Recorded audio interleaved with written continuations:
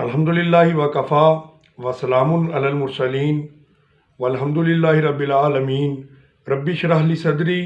ویسر لی امری واحلل عقدۃ من لسانی یفقہوا قولی۔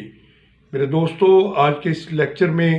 ہم قرآن کریم کی فصاحت و بلاغت کے متعلق بات کریں گے۔ قرآن کریم جس قوم پر نازل ہوا وہ لوگ باقی علوم پر تو کوئی خاص دسترس نہیں رکھتے تھے، مثلاً فلسفہ، منطق وغیرہ، لیکن وہ علم الکلام اور عربی زبان و ادب کے ماہر، شعلہ بیاں مقرر اور قادر الکلام شاعر تصور کیے جاتے تھے۔ وہ نہایت ہی فصیح و بلیغ تھے، زبان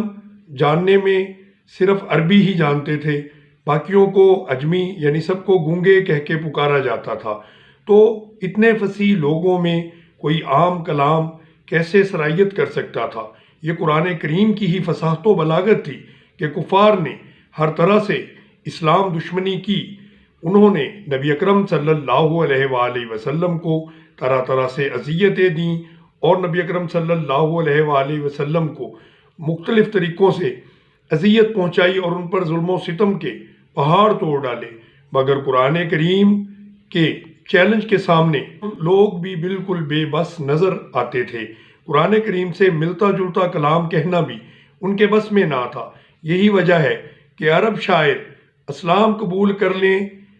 کے بعد جب عمر فاروق رضی اللہ تعالیٰ عنہ نے پوچھا کہ آپ اشعار کیوں نہیں کہتے، تو وہ بولے کہ قرآن کریم کے نازل ہو جانے کے بعد اب بھی اشعار کہوں؟ مطلب کہ قرآن کریم جیسے فصیح و بلیغ کلام کے آگے کسی بھی کلام کی یا کسی بھی چیز کی کوئی قدر و منزلت باقی نہیں رہتی۔ قرآن کے کلام کی وسعتوں اور لامتناہی گہرائیوں کے سامنے کوئی کلام ٹک نہیں سکتا۔ ولید بن مغیرہ مخزومی جو شخص عربوں میں حسن تدبیر، فہم و فراست میں بے پایاں مہارت رکھتا تھا اور عرب اس کے فکر و تدبر، بصیرت سے استفادہ کرتے تھے، اس کو ریحانہ قریش کا لقب دے رکھا تھا، لیکن وہ محمد عربی صلی اللہ علیہ وآلہ وسلم سے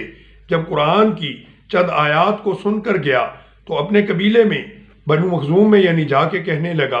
کہ میں نے محمد صلی اللہ علیہ وآلہ وسلم سے ایسا کلام سنا ہے جو نہ تو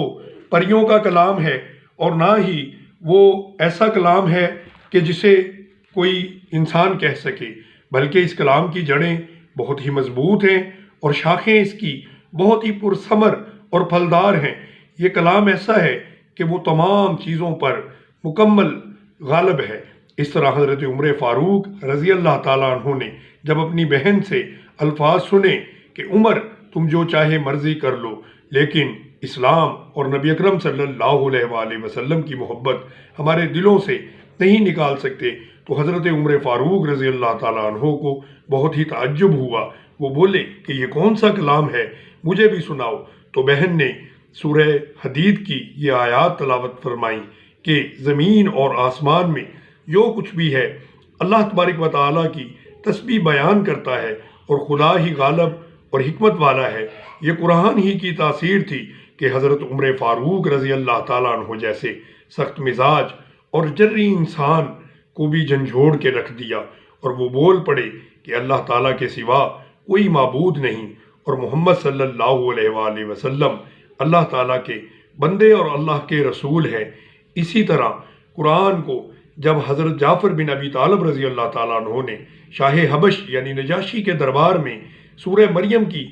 آیات تلاوت فرمائی تو اسی وقت